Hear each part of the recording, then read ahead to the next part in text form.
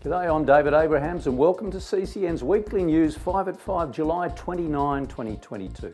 Coming up, Council praised and criticised, Coast Shelter calls for a new approach, Reid takes up his position in Parliament, a new fire innovation fund, and an Avoca Grom wins the state title. And jazz is back at the Central Coast Leagues Club.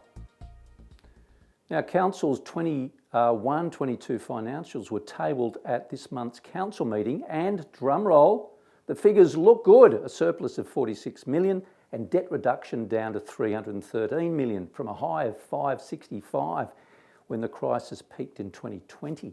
Showing a $46 million surplus after all the successive losses and showing a healthy balance of unrestricted cash at $120 odd million and debt levels reduced by 50 odd million. Now, for a turnaround in 20 months, I'm feeling very comfortable with the team. Though the council's rolling asset sale program has raised over 60 million, the latest sales at Doyleson of environmentally sensitive land has drawn the ire of the Coast Environment Network, who point out that the former Wyong Council bought the land in 2014 for more than it was just sold for. When the previous Wyong Council purchased the land, they purchased the land on the basis it could be rezoned to industrial. Now that's a critical piece of information, because if you're purchasing a bit of land for future industrial use, then you'll pay the appropriate price. And in the wake of the New South Wales parliamentary inquiry into homelessness, Central Coast Shelter CEO Michael Starr is calling for a coordinated solution to the crisis, unfolding here locally. It has been very difficult for the three layers of government to have an integrated response.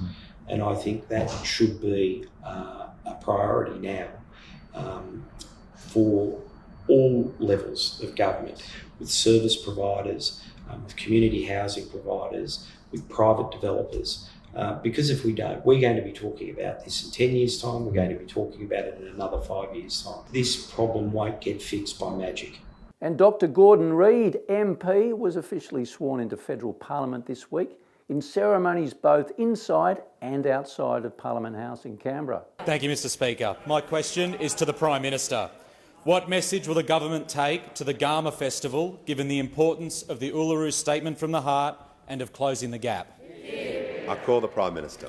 It's a real opportunity, and I'll be travelling there with the Minister for Indigenous Affairs, with the Shadow Minister for Indigenous Affairs as well tomorrow, as well as with Senator Dodson, who has been given special responsibility as the envoy for reconciliation and the Uluru implementation.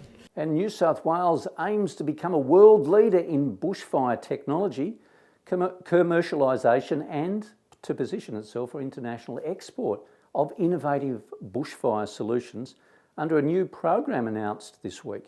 Parliamentary Secretary for the Central Coast, Adam Crouch, was out spruiking the fund this week to local innovators. A total of $16 million over 3 years has been allocated, with the first round of funding offering grants of between $200,000 and $8 million to individuals, companies, research institutions and universities to help them commercialise their research into bushfire technology.